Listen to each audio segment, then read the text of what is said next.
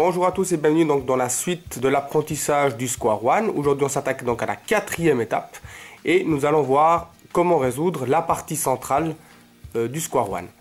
Alors c'est parti, je vous montre le premier algo. Alors, pour résoudre la partie centrale, je vais vous apprendre un premier algo.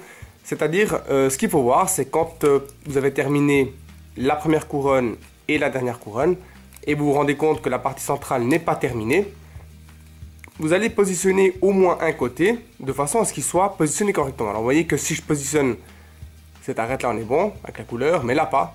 Et là c'est bon.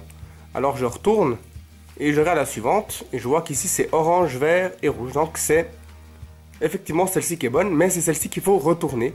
Alors c'est là qu'on va apprendre ce premier algo qui est très intuitif, vous allez voir.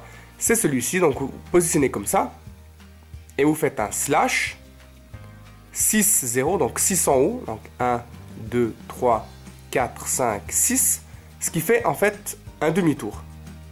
Donc voilà, l'astuce c'est que c'est tellement simple que quand vous avez fait votre slash, vous faites un demi-tour, voilà, vous refaites un slash, donc 0 en bas, slash, de nouveau un 6 en haut, 0 en bas, et slash. Et vous voyez que votre partie centrale se positionne correctement. Et le deuxième algo que je vais vous montrer, donc c'est un deuxième cas de figure, c'est quand les deux arêtes ne sont pas bien positionnées. C'est-à-dire qu'en fait, vous avez deux côtés qui sont corrects, mais les deux côtés opposés, comme vous pouvez le voir, sont mauvais.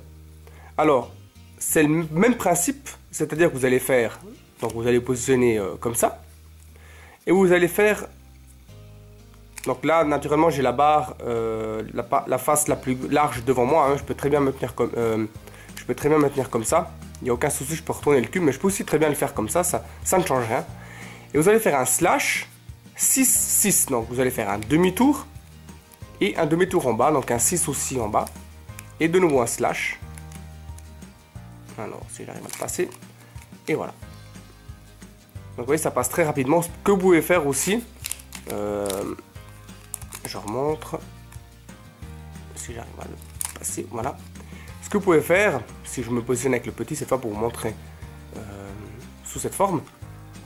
Vous pouvez très bien faire un slash et au lieu de faire un 6 et 6, enfin plutôt 6 et 6, vous allez faire la partie centrale, donc vous allez faire un demi-tour avec la partie centrale, comme ça, et de nouveau un slash.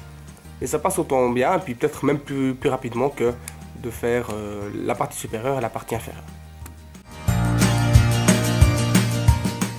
Voilà, donc cette quatrième étape est terminée. Pas grand chose à dire, petite vidéo, deux algorithmes très simples à apprendre, très intuitifs pour terminer la partie centrale. Merci de m'avoir suivi, puis je vous dis naturellement à bientôt pour la suite. Ciao!